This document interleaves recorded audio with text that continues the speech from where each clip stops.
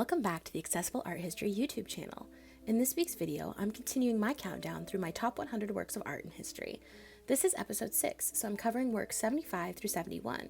So to learn what my picks are, keep on watching. Bacchus and Ariadne by Titian, painted around 1520, is one of the masterpieces of the Venetian Renaissance and a perfect example of how artists from this region elevated color to new heights. The work depicts the moment Bacchus, the god of wine, leaps from his chariot to rescue Ariadne, who has just been abandoned by Theseus. The scene bursts with movement, energy, and emotional intensity, all expressed through Titian's masterful use of color. The rich blue of the sky, the glowing green tones of the plants, and the vibrant reds and purples of the drapery don't just illustrate the story, they create its drama. By layering translucent glazes of oil paint, Titian achieved a luminous depth that brings the myth to life in a way that feels immediate and visceral.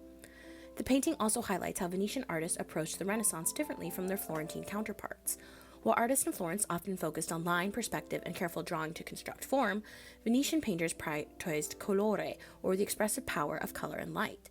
Titian's ability to model figures through color alone rather than sharp outlines demonstrates this philosophy perfectly. The interplay of warm and cool tones create texture, atmosphere, and emotional resonance. In Bacchus and Ariadne, color becomes not just a visual delight, but a storytelling tool, one that captures the aesthetic and divine nature of this myth. Through works like this, Titian helped solidify Venice's reputation as the city of color and sensuality in Renaissance art. The pendant mask of Ioba Yedea is one of the most celebrated work of Benin art and a powerful symbol of royal authority and maternal strength. Created in the early 16th century from ivory, iron, and copper alloy, this small yet intricate sculpture portrays the Queen Mother Idea, the mother of Oba Esije of the Benin Kingdom, which was located in modern-day Nigeria. The mask was likely worn at the king's waist during important ceremonies honoring his mother's political wisdom and spiritual power. Her serene expression, high forehead, and elaborate headdress, decorated with miniature Portuguese faces, speaks to Benin's status as a global trading power and its diplomatic connections with the European continent at the time.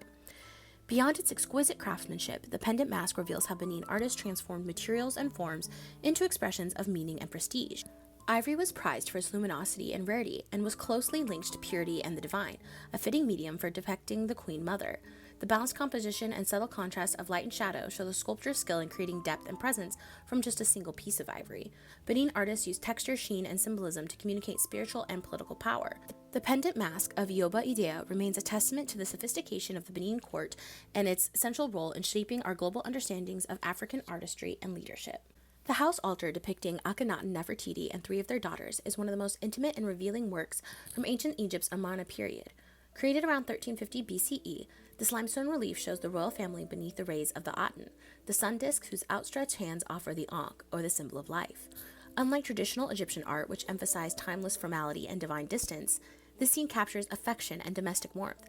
Akhenaten and Nefertiti sit facing one another while their daughters play between them, reaching for their parents or being gently held. This personal and intimate depiction was revolutionary, reflecting a new artistic and religious vision centered on the Aten and the royal family's direct connection to the divine. The altar style embodies the fluid and naturalistic qualities that define the Amarna art.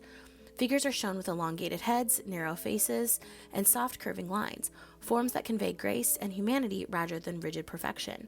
The sense of movement and tenderness stands in sharp contrast to earlier Egyptian conventions, where pharaohs were often portrayed as distant and idealized. Through the small house-rolled shrine, viewers glimpse the private side of royal life and the deeply personal spirituality that marked Akhenaten's reign. Today, the piece remains one of the clearest windows into the unique moment in Egyptian history, where art, religion, and royal identity merged into a bold experiment unlike any other seen before. Marc Chagall's Eye in the Village, painted in 1911, is a dreamlike celebration of memory, imagination, and identity. Painted shortly after Chagall moved from his home in Belarus to Paris, the work blends traditions of his Eastern European village life with the bold experimentation of the modernist avant-garde. At first glance, the painting feels whimsical and surreal. A green-faced man gazes tenderly at a goat, while an upside-down house, floating figures, and overlapping panes fill the scene. Yet beneath its fantastical surface lies a deep reflection on belonging and the interconnectedness of life in Chagall's childhood world. Visually, the painting reveals how Chagall absorbed the innovations of Cubism and Fauvism, but transformed them into something entirely his own. He used fractured, overlapping forms not to analyze space like Picasso or Braque, but to weave together memory and emotion. His vibrant color palette gives the work its spiritual and poetic quality, glowing reds, blues, and greens, which evoke the vitality of rural life and the magic of recollection. Through color and composition, Chagall turns a simple village scene into a universal meditation on love, faith, and community. Eye in the Village captures what makes Chagall's art enduring, its joyful fusion of fantasy and memory rooted in real but reaching for the dreamlike. Jan van Eyck's Madonna of Chancellor Roland is a stunning example of Northern Renaissance art where spiritual vision and worldly detail come together in perfect harmony. Commissioned by Nicholas Roland, the powerful Chancellor of Burgundy, the painting shows him kneeling in devotion before the Virgin Mary and Christ Child. They sit enthroned with an elaborate loggia framed by intricate columns and open arches that reveal a breathtaking cityscape beyond. Van Eyck's meticulous attention to texture, the gleam of marble, the sparkle of jewels, the softness of fabric, create an almost tangible sense of presence. Every detail, from the tiny garden filled with symbolic flowers to the distant bridge and cathedral, contributes to a world that feels both real and divine. This work exemplifies how Northern Renaissance artists like Van Eyck revolutionized painting through the use of oil, light, and detail. Unlike the idealized balance of Italian art, Van Eyck's vision is rooted in observation and the play of natural light on surfaces. His use of transparent glazes give the scene a luminous depth, allowing colors to glow from within. The result is a devotional image that bridges heaven and earth, the sacred unfolding in a space that feels vividly human.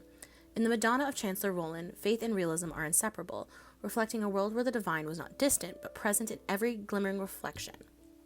Across these masterpieces, from Renaissance Venice to 16th century Benin, from the royal courts of Egypt to the dreamscapes of modern Europe, we see how art transcends time and geography to express what it means to be human. Each artist, working within their own cultural and historical context, uses tools of their medium, color, texture, light, and form, to communicate emotion, spirituality, and connection.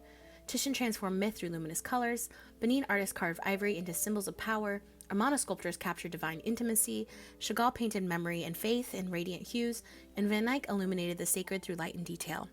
Together, these works remind us that art is a universal language, one that reflects both individual creativity, but also shared humanity. Whether celebrating the divine, honoring leadership, or exploring memory and love, each piece invites us to see the world through the eyes of its maker. Across centuries and continents, art continues to bridge the personal and the eternal, showing us that beauty, meaning, and expression are all threads that unite us.